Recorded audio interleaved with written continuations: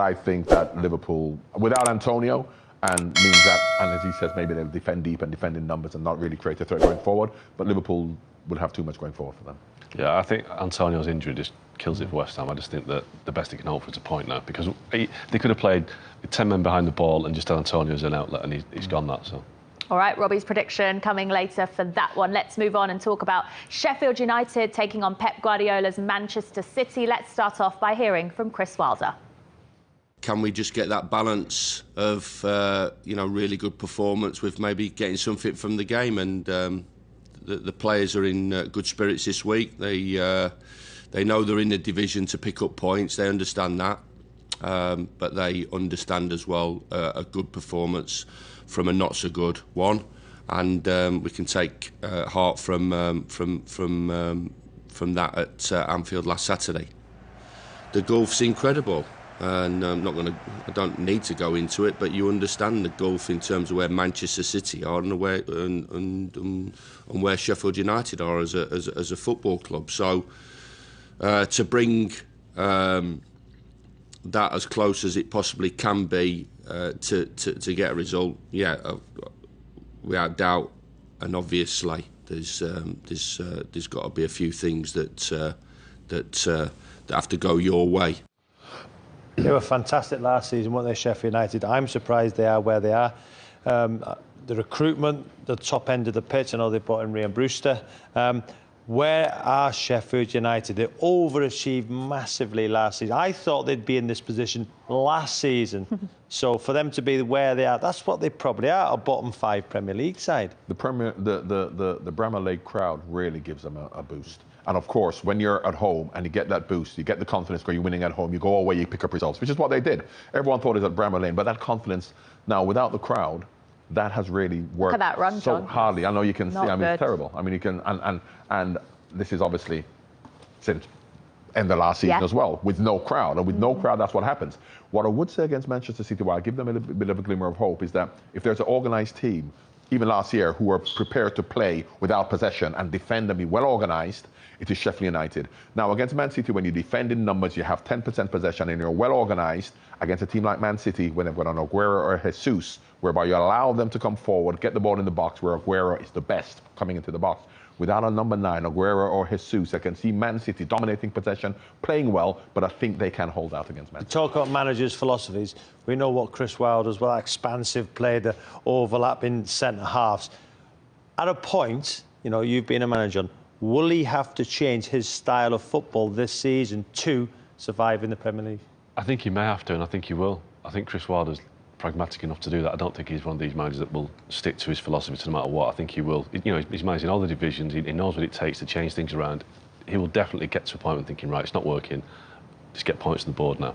And I think they're going to be without fans at Bramall Lane for a long part of this season, aren't they? Let's be honest. It's going to be February, March time at least. So I think they're going to have to plan without fans. One of the biggest advantages, the 12th man, I guess, at Bramall Lane. So they're going to have to find a way to win. And it might not come tomorrow. No, but their work ethic, even when they have been expansive, if you like, when they lose the ball, they all get back behind the ball, they all work hard. Now, they'll have to not be as expensive as they were, but I don't think we'll lose that organisation, that spirit, that defensive capabilities of the team, that work ethic, and just gives me a little sneaking feeling when it comes to my prediction of Man City dominating possession, getting wide, getting outside the box, but when they don't have that number 9 on Aguero Jesus, and that has let them down this season. That's what they have. Hold that thought. Let's talk about Sheffield United striker first. Is Ryan Brewster the answer to their problems scoring goals? No, I don't think he is. I think he's obviously got potential, but he's not got enough experience for me to shoulder the burden in the Premier League. For a full season, what is he, 20, 21? He had a good year at Swansea last year, but I just think it's asking too much of him at that age to score 10, 15 goals to keep them up. I just think it's too much. Ollie McBurney, for me, I think he's got something about him, but he's not going to score enough goals. He's a nuisance. He's going to unsettle defences, but he won't score the goals that you need. So they've got a problem there. And I think another problem which I think might affect Sheffield United is this is the second season in the Premier League, and that first season, I think, having been away for so long and had a group of players that had never played the Premier League before, there's almost like that motivation there. They climbed the mountain last season, and they've done it now. So whether subconsciously they've just taken a step back, thinking they've been a Premier League team, they know what it's all about. That surprise factor's gone, And all of a sudden, the surprise factor's gone. Bromelane's not got any fans in. They've lost the goalkeeper, was a big part of last season. Yeah. They've got a few issues to address. All right, let's turn our attention to Manchester City now and hear from their manager, Pep Guardiola. I said Gabriel is getting better, Nathan Ake is getting better, Mendy is not getting better. I explain that. We will see, like I said, your colleagues. So we will see the training this afternoon and how they feel. But it's important that they restart to be with the team for this amount of games still. So and it's coming. So it's good to have as much players as possible. So this season, everybody will be important. We need everyone. So as much we have, much better for everyone. A lot of our conversations are about injured players this week, but that really is the story at Manchester City. As you mentioned, no Sergio Aguero. He'd just come back into the team and then he's injured again. No Gabriel Jesus to fill that gap. And what we saw in the Champions League is Pep Guardiola play Ferran Torres, a new signing from Valencia, down the middle in that kind of false nine. Is that what he's going to do going forward and for this game? I don't think he has much of a choice. I feel a little bit sorry for Man City. Last year, I still feel had they been fit, they wouldn't have won the league. They would have been much closer to Liverpool. But last year, with the defensive injuries they had, that was very apparent as to why they didn't do what they normally do. And this year, without a number 9, that has really worked against them. You know, you can miss even De Bruyne, for example, if he's injured. But when you don't have an Aguero or a Jesus, no matter if you put Sterling up there, which he'll score every now and again, but you really need that focal point, particularly the way they play. So Laporte coming back is great because now defensively you can see that they may be better, but I really think that's going to be a huge problem for them long term, not having that number 9. Can the recruitment of Man City take any criticism? Because, you know, in our day, you know, you'd have 2 up front, you know, and you'd have probably 4 centre forwards in your squad because most teams played the 2 up. We see now in modern day football, 1 centre forward. At times, Pep has played with no centre forwards. Done it in the Carabao Cup, did it in Manchester United last year, done it against Real Madrid with a false 9. So they've got 2 centre forwards, Gabriel Jesus and Aguero, both out. So could they have invested more in the strategy of a centre forward instead of like all the money spent on defenders? What do you think? Well, yeah, and Pep said last week that they wanted a centre forward in the summer, but they couldn't afford it. But let's be honest, they were desperate to sign Lionel Messi. If Lionel Messi had left Barcelona, City were in front of the queue, and they were making no secret of that. So if they could have found money for Messi, who I don't think would have been the answer, I think that would have been a vanity buy, to be honest. But they're doing a centre forward, and they've needed one for a while because, I mean, I was told last season that Pep wasn't convinced that Gabriel Jesus was the long-term successor to Aguero, which he clearly isn't. But Aguero's contract ends end of this season. So where's the forward planning? You know, they've let a lot of great players leave in the last few years. You know, Yaya Toure, Vincent Kompany, David Silva. They could do with Dzeko coming back, I can tell you. Dzeko would be a great signing, but Fernandinho's still there. They tried to replace him, haven't. For me, over the last maybe 3 or 4 years, every player that Man City has signed has been inferior to the one he's supposed to replace, with the exception of Laporte. So none of the players have made City better. And that's why they're where they are now. There's so many wingers, you know. Riyad Mahrez, you know, Torres is a winger as well. Is this team coming to the end then? Yeah. Is this team coming to the end? I think it is.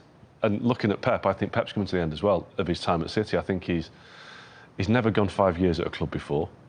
He's always managed to have a great period of success at Barcelona and Bayern Munich, 3 or 4 years and gone. He's never had to rebuild a team. So how does Pep mentally rebuild a team when he's never done it before?